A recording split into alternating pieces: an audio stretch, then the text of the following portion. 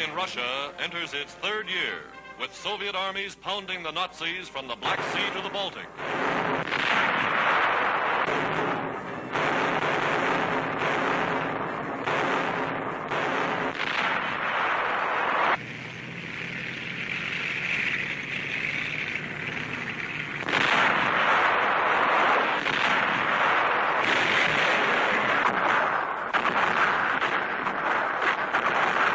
Retaking town after town, Soviet forces find a ravaged country left by the Nazis. But Hitler paid a price for this wanton destruction. That price was more than 5 million Nazi soldiers. Fighting with new power, Russia's Black Sea Fleet is seen here in action against Nazi supply ships. From Sevastopol come enemy bombers to the attack, and the fleet throws up a barrage of anti-aircraft fire.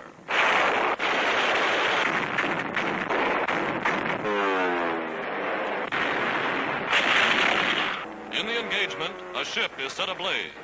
Dramatic action films of Soviet sailors fighting the flames and saving their ship.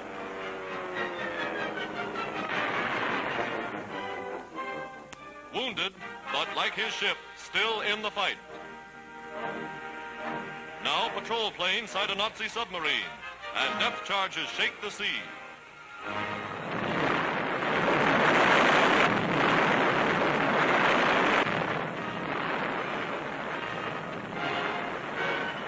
One more enemy raider that will never raid again.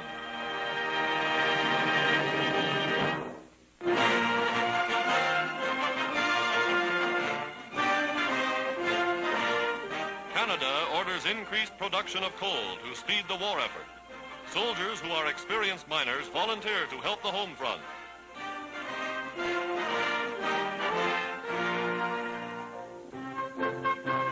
Coal furloughs, special leaves of absence, are granted for 3 months to permit the men to do the work they know best.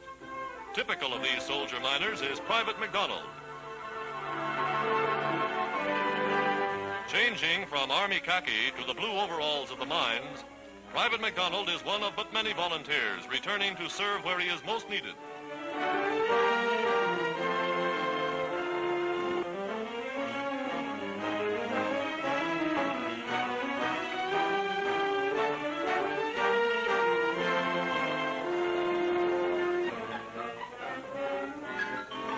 To a mine that tunnels 5 miles out beneath the Atlantic Ocean, Private McDonald goes to work with pickaxe and drill.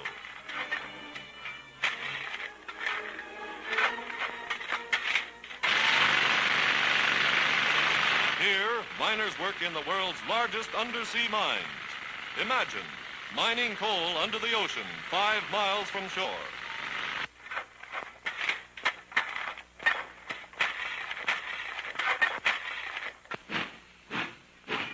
Trains bring out more than 12 million tons a year. Coal carried direct to ships waiting at the docks.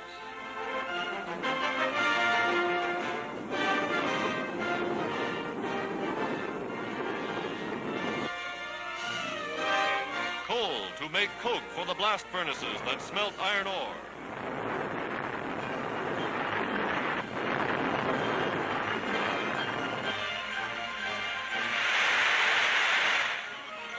To make steel, the crucible of modern war. Canada, 4th largest producer of war products for the United Nations, is doing a magnificent job.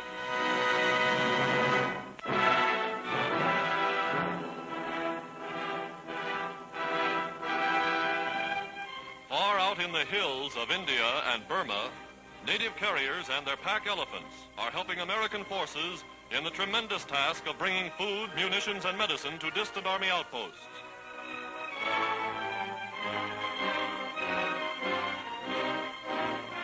To reach the more inaccessible garrisons, faster methods of transport are used. Packing supplies in canvas bundles, they're loaded aboard huge cargo planes to be delivered by parachute.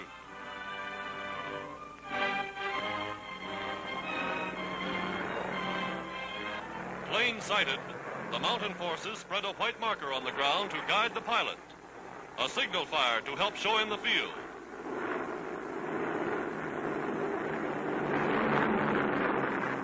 And here come the bundles, floating down by parachute. traveling overland, the trip would take days.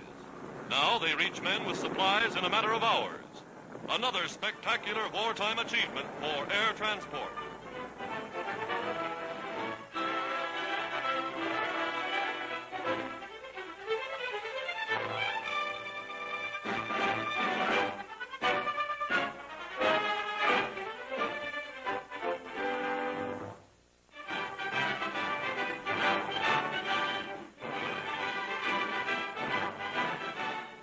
Australian Division, rugged, sunburned veterans of the North African campaign, receives a triumphant welcome home.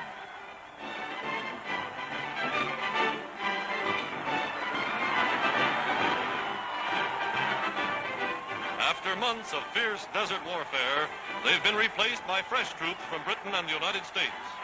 Australian nurses who were with the 8th Army march with the men. These soldiers have seen service and they're glad to be home.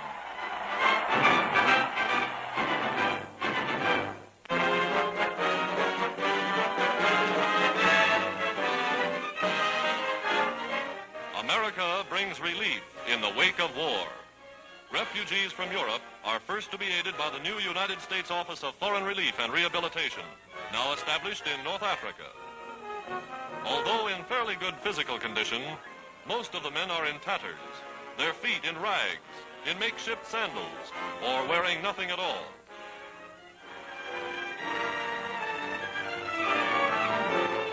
This United States Army truck, bringing food, medicine, clothing, and even bedding, is the most welcome sight they've seen in 3 long years. Each man is given 2 pairs of socks, a suit of underwear, shirts, and most needed of all, shoes. The Germans and Italians having long since stripped North Africa of leather, shoes have been unknown.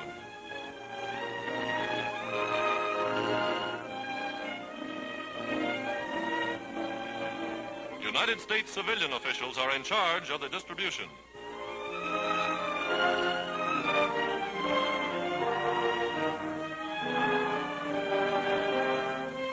First scenes of human reconstruction that must follow in the wake of war.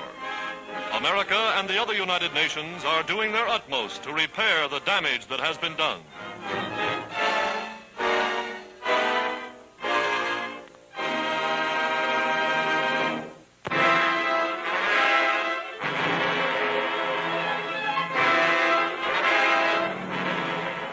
Giant Liberators of the United States Army Air Force, bound for Leh, an important Japanese naval and air base on the island of New Guinea in the South Pacific.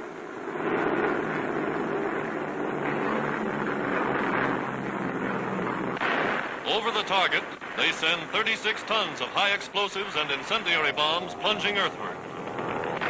Japanese airfields and installations smashed, the raiders prepare the way for the capture by land forces of strategic island bases in this area.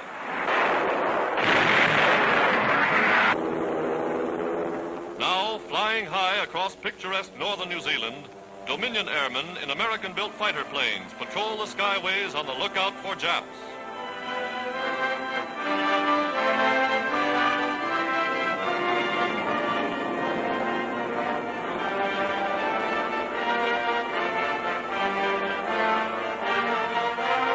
Miles away, over New Zealand's famous Southern Alps, bombers cruise against a backdrop of snow-capped glaciers and towering mountain peaks.